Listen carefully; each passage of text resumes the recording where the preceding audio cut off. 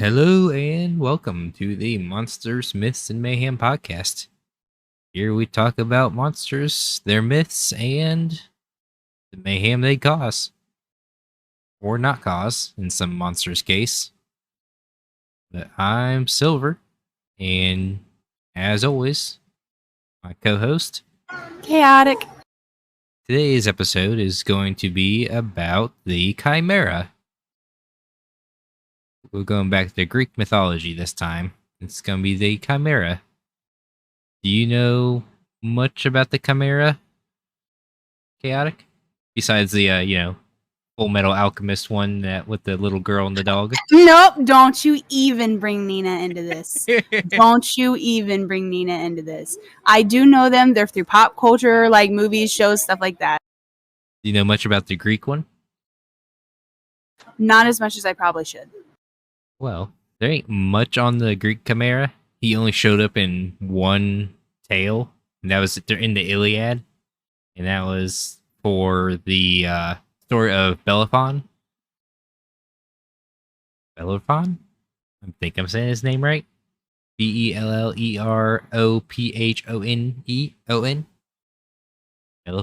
Bellerophon. Bellerophon sounds better. Bellerophon.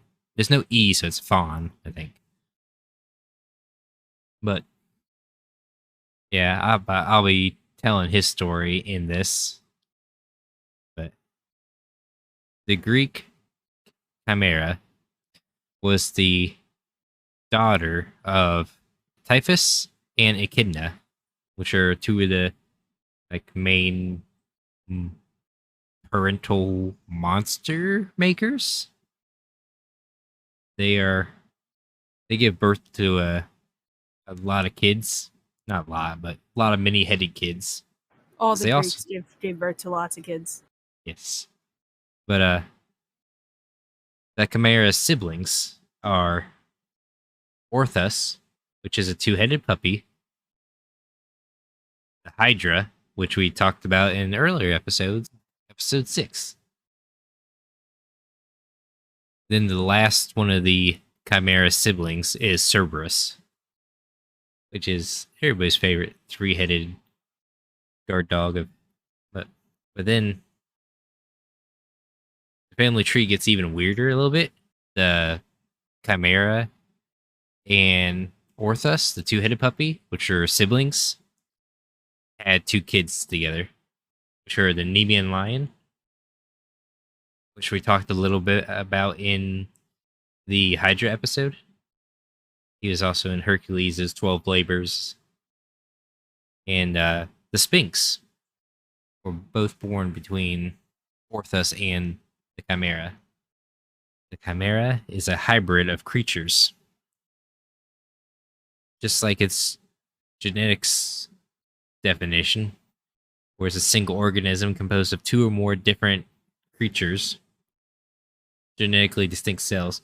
The Chimera is part lion or lioness, it is part goat, and it is also part snake.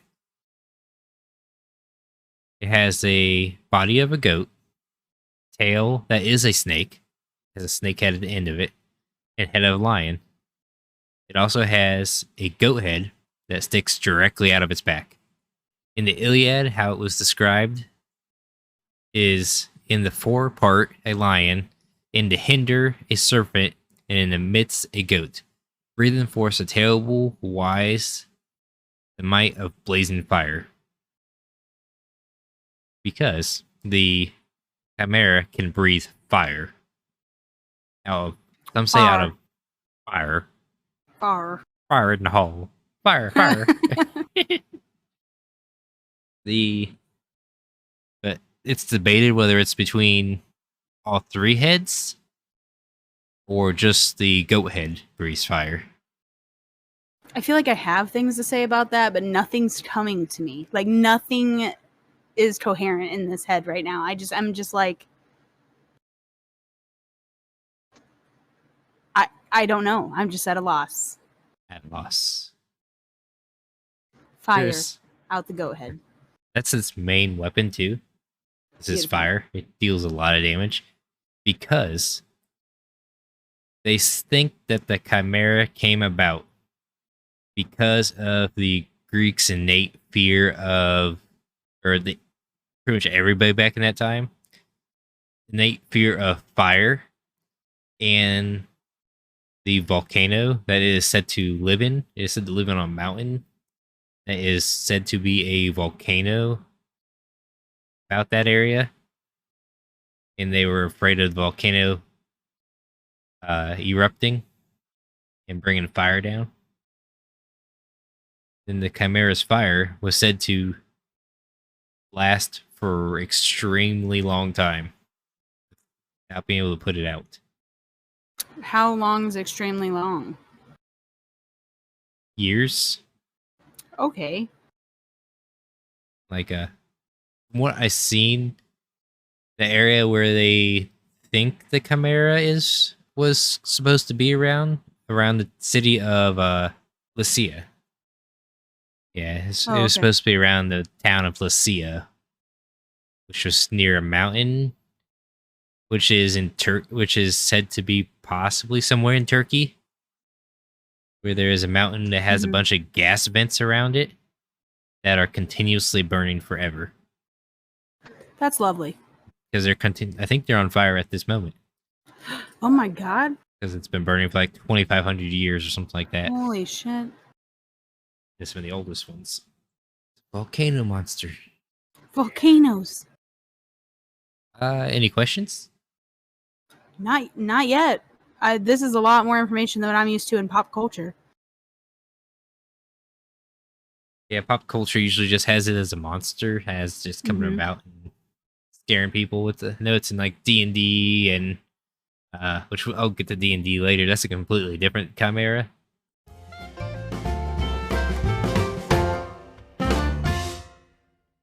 Let me tell you the story of Bellerophon. Yes, please.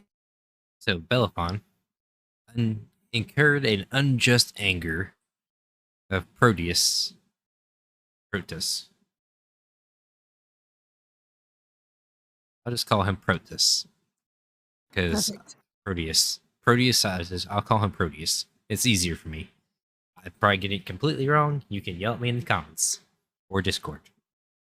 Teach me. He is the king of Argos. He believed that Bellerophon seduced his wife,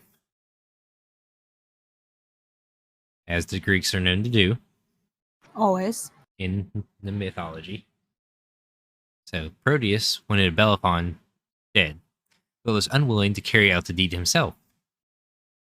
Thus he sent Bellerophon to his friend Iobates, king of Lycia, with a letter. Unbeknownst to Bellerophon, the letter contained instructions that the bearer was to be killed straight away. When Iobates read the letter, he was understandably hesitant to carry out Proteus's dirty work himself. He therefore came up with the idea of sending Bellerophon to fight the Chimera, which was terrorizing the countryside, fully expecting the monster to easily kill this mortal hero. But Bellerophon, who was a son of the sea god Poseidon... Oh, naturally. Yeah. Had the favor of the gods. The poet Pindar tells of how Bellerophon was able to tame the mortal winged horse Pegasus with the help of Athena and the prophet Polydius. So he tamed his half brother, because isn't Pegasus technically a son of Poseidon? A child of Poseidon? Child of Poseidon, yeah. Yeah. So he tamed his own brother. Half brother. No, it doesn't surprise me. Especially not with anything Poseidon. You can figure out who Pegasus' mother in the Medusa episode. Ha ha ha ha. Soaring atop Pegasus, Bellerophon tracked down the Chimera and attacked it from above, staying out of the reach of its fire. According to one tradition, transmitted by a relatively late source, the hero came up with a clever strategy to kill the Chimera. He attached a ball of lead to the end of a spear, which he then thrust into the monster's fire-breathing mouth. The Chimera then choked on the molten lead, killing it. He was revered as a hero after that. It doesn't matter what they do. It's always like, oh, you did something, you slayed something, hero. How would it choke to... Would it have one set of lungs that all three heads share? I would assume they share all the same lungs, yeah. I'm gonna say if it just blocked the pipeway, it must have had to get all the way into its lungs. Yeah, I guess. Or like they all have like they meet at like conjoined in the like neck area maybe, and just Like a single pipe that just goes straight. It has no stomach. It's just all lungs in its body. But it wasn't much on the Chimera. Wasn't much on the Chimera. We're D&D nerds, so I looked up the D&D Chimera monster. He's a CR rating of 6, and he is made up of different creatures than the Greek Chimera. Do tell. So you take away the snake tail. You give him 2 more heads, so he still has 3 heads. Right. He's got the lion's body, a goat head still, a lion's head still, but instead of a snake's head, he has a dragon's head. Oh, getting feisty. And he can be of any color dragon. Any of the metallic chromatic dragons. And he gets his breath weapon from that color dragon. But I don't know if this is similar to the Greek, but the intelligence of this Chimera is 3. So it is only 3 higher than a rock. I love that comparison. That's just like only 3 higher than a rock. Love it. On a scale of rock to person, he is closer to rock. No, you did not just do that. What's a person's intelligence in D&D? Just like standard human. 10. Oh, we're closer to a rock. What are you talking about? I am not denying that or confirming that. The little description that D&D the handbook gives is a chimera is a vile combination of a goat, lion, and dragon, and features the head of all 3 of those creatures. It also contains wings of either a dragon or a giant bat. Now it has wings? It does have wings. So Pegasus would have been screwed. Except it only flies clumsily. It likes to swoop down from the sky and engulf prey with its fiery breath before landing to attack. Chimeras were created after the mortal summoned Demogorgon. The mortal summoned Demogorgon? Did you just say Demogorgon? Yes, Demogorgon. Because the Demogorgon, who in D&D lore is the prince of demons. This story just, I'm in love now. Like, there's no other option. So, the prince of demons, yeah, he doesn't really come to the mortal plane very often, but when he does, he just kind of likes to cause chaos. So he decided that all the creatures that were in the mortal plane were unimpressive. So he decided to transform them all into chimeras. And the one with the goat head, the dragon head, and the lion head was the only one of these chimeras to actually stay alive. Naturally. Gifted with demonic cruelty, a chimera serves as a grim reminder of what happens when demon princes find their way to the material plane. A typical specimen has the hindquarters of a large specimen. Specimen. It's a special specimen. It has the hindquarters of a large goat, the forequarters of a lion, the leathery wings of a dragon, along with the head of all 3 of those creatures. The monsters like to surprise its victims, swooping down from the sky and engulfing prey with a fiery breath before landing. The chimera combines the worst aspect of its 3 parts. The dragon head drives it to raid, plunder, and accumulate a great hoard. I'm sorry. That was a hell of a list. I just drive, plunder, raid, what? The dragon head, it drives it to raid, plunder, and accumulate a horde. But what would a creature with an intelligence of 3 try to hoard? Would it like shiny things, or would it just like collect doors off people's houses? I would have to say something like horses, or like Horses? yeah, like I just feel like it would hoard something useful, but at the same time, like when you get a huge surplus of them, like what's the point? Does that make sense? Like I feel like they would intend, like it's almost like an accident collection. Like they're like, I really love horses, so they get like one, then suddenly you got 10, then suddenly there's 20 of them, and they're like, where did these come from? I can see horses though leading to conflict with the lion's head Well, because the lion head, nature compels it to hunt and kill powerful creatures that threaten its territory. so we're not adopting horses. Probably not, Okay. unless they'll be fighting. They'll be gathering horses, and the lion head just eating them behind his back. Well, then I'd have to say that they're gonna collect something stupid like doorknobs. That's like the only other alternative. There's full on useful, and then there's full on makes no sense. So He just collects swords. no, that's too useful. That's too useful. It's got to be like doorknobs, or somebody's like left battery out of the remote. You know, like something stupid. Chimera is the reason your socks go missing out of laundry. Good probability. Okay, and the goat head grants it a vicious, stubborn streak that compels it to fight to the death. They're definitely collecting doorknobs. 110. The old version of the D&D Chimera, the goat head, did pretty much nothing. The goat head was so Perhaps. I was going to say lazy, but it said that the goat head could fall asleep during mid battle and stay asleep the entire battle and not notice anything was going on. What the fuck? It'd be me. I'd sleep through a battle.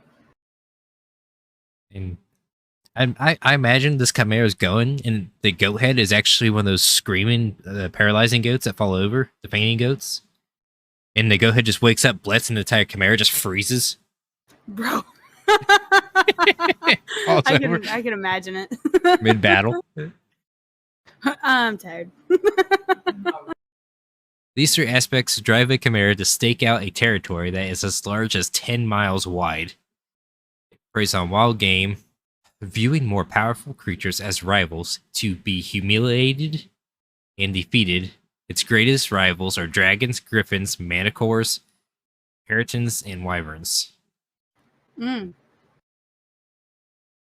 it hunts, the Chimera looks for easy ways to amuse itself. It enjoys the fear and suffering of weaker creatures. The monster often toys with its prey, breaking off an attack prematurely and leaving the creature wounded and terrified before returning to finish it off. That's fantastic. It does get multi-attack and such like that as well, so it can attack you with its bite, its horns, claws, fire breath. Fire breath recharges, same as the dragon's does. So it's a fairly good regeneration on that fire then. Yeah. Yeah, if you roll a 5 or a 6 on a d6, it recharges. Oh wow. It's a 7d8 is the damage. That's ridiculous. Pretty much it for the Chimera with the D&D and the Greek mythology. You can also find him in Yu-Gi-Oh! Or pretty much a lot of other. He's a very popular creature to be in any fantasy games. I think he's in Final Fantasy. He's probably in World of Warcraft. But yeah, I guess we'll move on with the mayhem.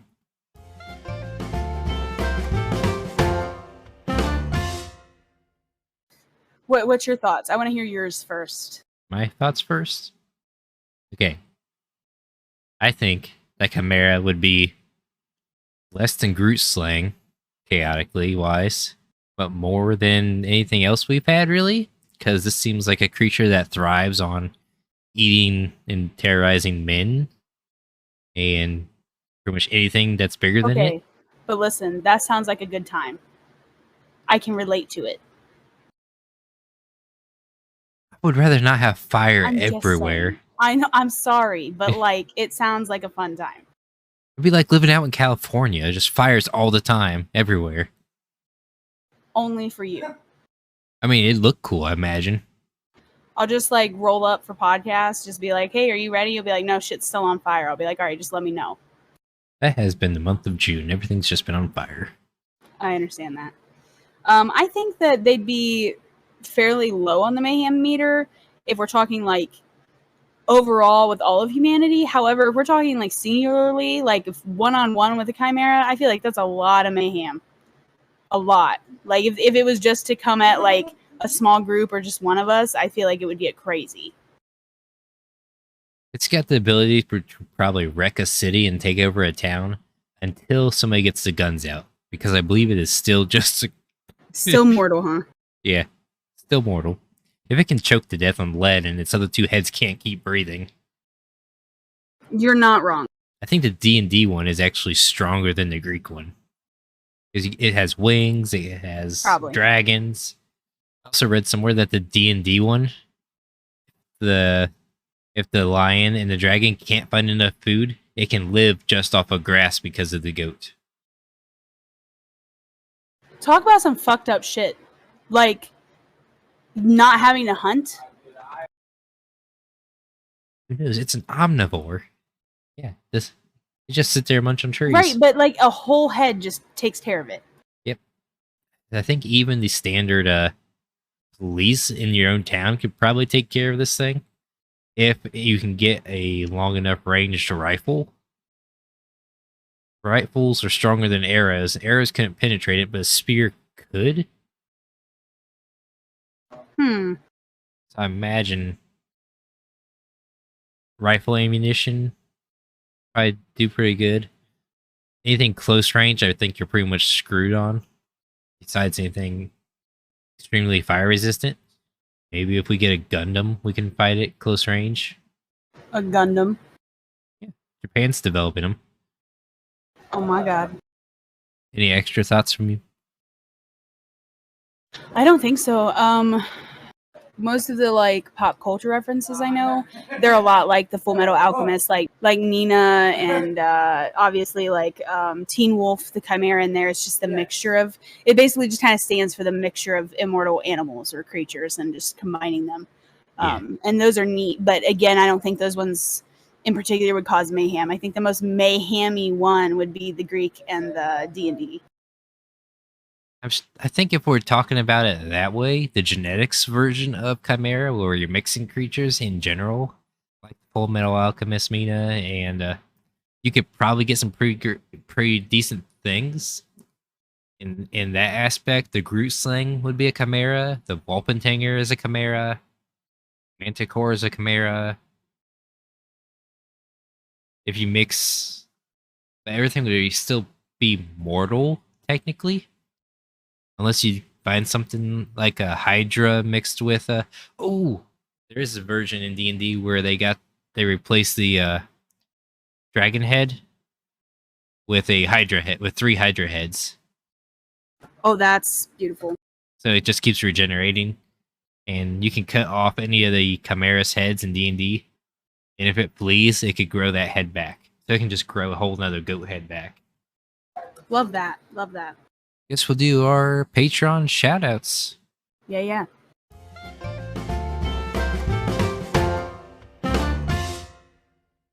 We actually got a new one this week. We've got an awesome one this week. We have Mondi and Thor. Mondi was on Yes. here last week for the newest episode. And our newest Patreon is Ruby Hummingbird. Ruby Hummingbird. Just goddamn iceberg in the middle of the hummings. Ruby Hummingbird. Ruby Yes. Hummingbird is the bomb.com. All of them are the bomb.com, but I love Ruby. She has become a patron at the tier 3, which gives her the Discord status, the shout out, and a shout out on mine and Kadok's stream. So visit the stream so I can yell at you about how fantastic you are. Yes. We're gonna roll out the outro. But yeah, we'll be, at the end of stream, pop in. I'll be yelling your name. All right. Shut the fuck up. Join us again next Monday on Monsters, Myths, and Mayhem, found on Apple Podcasts, iHeartRadio, Spotify, and Anchor.fm. Silver and Chaotic talk about how monsters and myths came to be and how they'd be received in modern-day society. Follow, like, and subscribe to support. Also follow the podcast on Twister? Twister. I'm just going to redo that line. Good TV Also show. find the Good game. good board game. GG's. GGeasy. Okay. Also find the podcast on Twitter and Discord with the links below to keep up to date with the newest merchant activity. Besides, who knows what mayhem we will get into next. GG, easy. We're done. We're out. Roll the music. Roll the music.